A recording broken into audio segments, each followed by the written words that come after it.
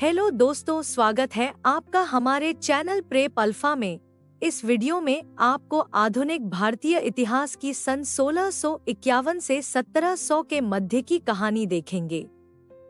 Video शुरू करने से पहले आपसे एक रिक्वेस्ट है कि अगर आपने हमारे चैनल को सब्सक्राइब नहीं किया है तो अभी सब्सक्राइब करें और बेल आइकन प्रेस करें। हम इसी प्रकार के वीडियो आपके लिए अपने चैनल में लाएंगे। तो चलिए शुरू करते हैं वीडियो को। आइए अब भारतीय इतिहास के 1651 से 1700 के मध्य की कहानी को समझते हैं। 17वीं शताब्दी के मध्य तक भारत पर मुगलों का साम्राज्य फैल चुका था। शाहजहां अपनी भव्य इमारतों और कलाप्रेम के लिए मशहूर थे, परंतु 1657 में जब शाहजहां बीमार पड़े तो उत्तराधिकार की लड़ाई छिड़ गई।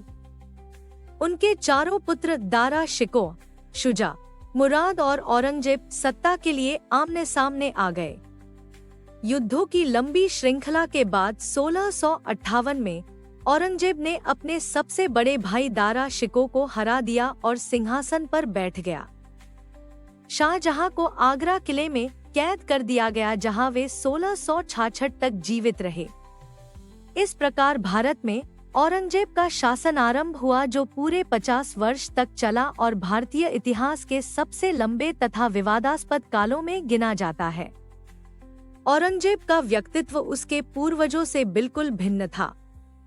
जहां अकबर और शाहजहां उदार और कलाप्रेमी थे, वहीं औरंगजेब कठोर और कट्टर माना जाता है। उसने दरबार में संगीत और नृत्य पर रोक लगा दी और 1679 में जजिया कर को पुनः लागू कर दिया।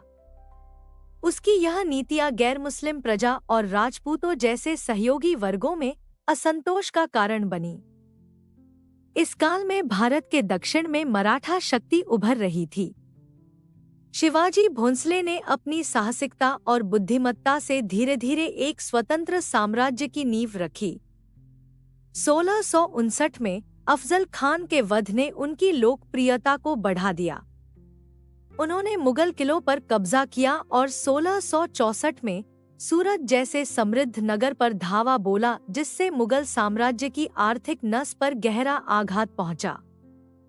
1665 में मुगल सेनापति जयसिंह के साथ पुरंदर की संधि हुई, लेकिन शिवाजी ने शीघ्र ही अपनी स्वतंत्र नीति अपनानी शुरू कर दी। 1674 में रायगढ़ में उनका भव्य राज्याभिषेक हुआ और वे छत्रपति बने। यद्यपि 1680 में शिवाजी का निधन हो गया, पर मराठा शक्ति का विस्तार औरंगजेब के लिए बड़ी चुनौती बन गया।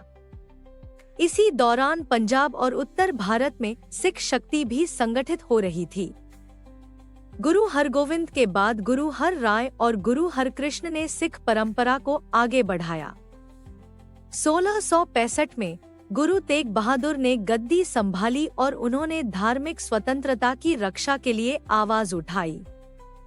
उनकी बढ़ती लोकप्रियता और निडरता से औरंगजेब चिंतित हो गया। 1675 में दिल्ली में गुरु तेग बहादुर को शहीद कर दिया गया। उनके बलिदान ने सिखों के हृदय में एक नई चेतना जगाई।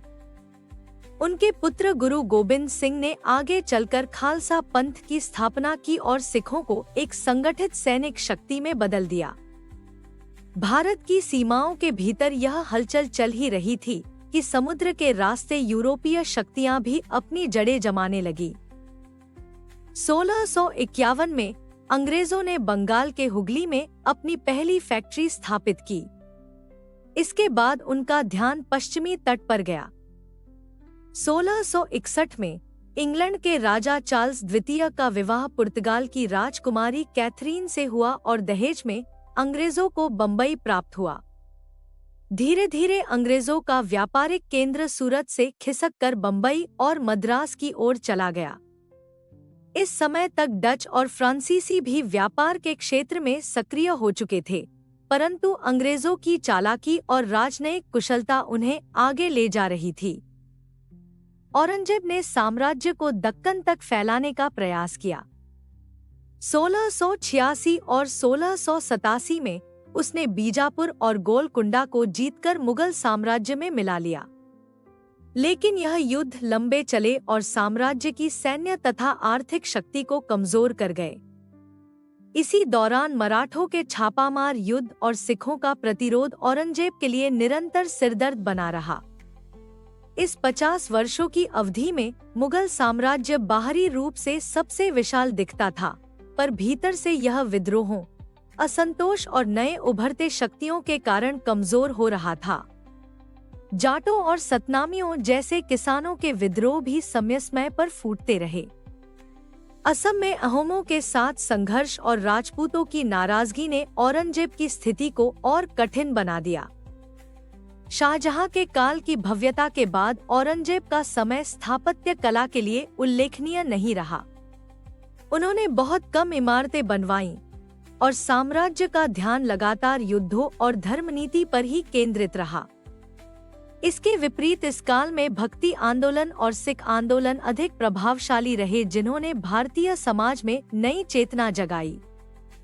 इस प्रकार 1651 से 1700 का काल भारतीय इतिहास में एक संक्रमण काल साबित हुआ। एक और मुगल साम्राज्य अपने शिखर पर था, पर भीतर से दरकना शुरू हो गया था। दूसरी ओर मराठा और सिख जैसी नई शक्तियां उभर रही थी और समुद्र के रास्ते अंग्रेज अपने साम्राज्य की नींव रख रहे थे। यही वह समय था जिसने आने वाली शताब्दी में भारत की राजनीतिक और सांस्कृतिक दिशा को पूरी तरह बदल दिया। दोस्तों, भारतीय इतिहास की यह कहानी आपको कैसी लगी कमेंट में लिखें। वीडियो अच्छा लगे तो लाइक और